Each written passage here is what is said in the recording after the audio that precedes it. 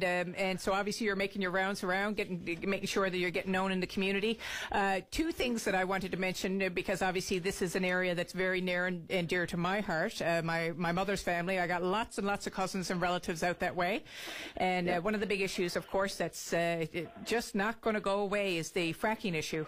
This notice that basically came out here in recent times about how the birthplace of America's fracking boom voted to ban the practice in Texas, the town where it actually started. So we can start to see on an international level, a change. Things are starting to turn around. And have you come out in any way, shape, or form personally with your take on what's happening with the fracking issue in that area? Yeah, certainly it was a big issue in the campaign, and I've talked to a lot of people about it on both sides of the issue.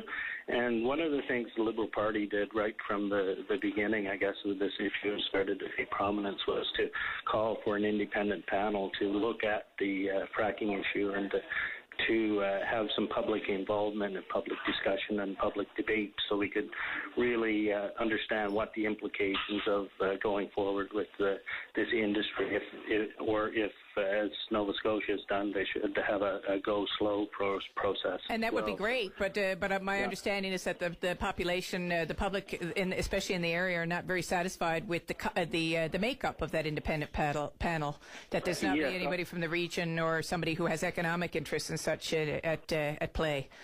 Yeah. Or sorry, environmental, I meant. Yeah. There's been some concerns from the fracking awareness group in the area, and I'm going to be meeting with them on Friday morning to discuss that further. And I think, excellent. I think their comments are reasonable in terms of, they had met with the minister beforehand. I think they had an understanding that they would be consulted about who would be on the panel and things like that. And I've talked to other groups too, like about were they consulted, and I haven't been able to find any evidence that government consulted anyone before appointing those people. Now, not saying anything. The people that they've appointed are fine people, but oh no, absolutely. In the case of Nova Scotia, they had sort of a broader panel, and I think the chairman, when he delivered his report, he commented on how having a broad panel with varied expertise and things like that really added to the work of the panel, right? So I think the comments that have been made in that regard are reasonable, right? And I think we maybe have to ask some more questions about do the minister still have the is it still possible to add new people to that panel? Absolutely. I think that question is still out there, and I'm sure you're going to encounter it from the fracking awareness group when you do have that meeting. I just wanted to put it out there because I know that the news keeps coming fast and furious about, Denton in Texas, as basically the birthplace of it and such. If they're starting to turn away from this kind of industry, then that raises even further questions. But I appreciate your comments on that. I know that actually at a public meeting that I attended in St. John's last year on it, that MHA Kathy Bennett, before she was elected, certainly came forward in support of the fracking awareness group and had some major concerns about the issue of fracking and how it would affect people as a mother in a community, how it could adversely affect our environment and our water table, and I appreciated her concerns about that certainly at that meeting. Yeah.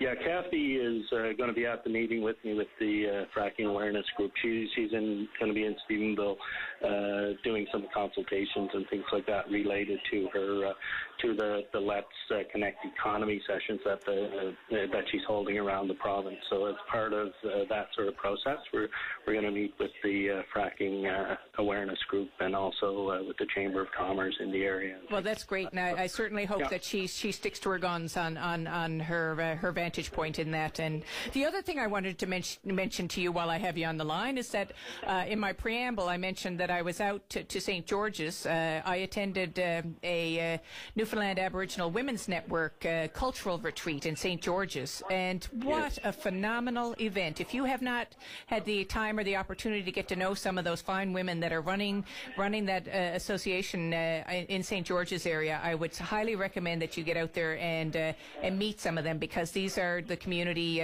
movers and shakers who are helping people in the whole cultural revival of the Mi'kmaq culture. And it was very, very positive session with women from Central to Codroy, right up the Northern Peninsula, all coming together on a cultural revival. It was really, really a wonderful event.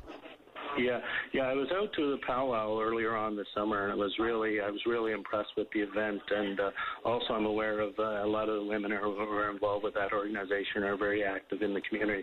For example, on other issues as well, such as a doctor for St. George's, and there's a real problem in terms of health care in the area, and some of the Aboriginal women in the area have been very, been the most vocal and in pushing that issue forward as well. So and it's very interesting what's happening in the Aboriginal culture there, and the way things like the powwow really highlights the positive aspects of the Mi'kmaq culture in the area, right? Yes, absolutely. Well, anyway, any other issues and such before you head on? You got your meetings noted, and I appreciate the conversation, certainly. Yeah, it's Wednesday night in Jeffrey in the Heatherton Highlands areas at the Lions Club in McKay's from 7 to 9, and Thursday night it's out in the Codroy Valley area at the Area Development Building there from 7 to 9 as well. So I'm looking forward to seeing anyone who wants to show up there. There's lots of issues to discuss, and we'll maybe have a chance in later calls to have a chat about those. Well, I thank you very much for calling in to let the public know, and hopefully you'll get a good crowd out and get to meet the people of the area. Yes, yeah. Okay. Thanks very much. All right. All the best to you now. Bye-bye. Okay, bye-bye.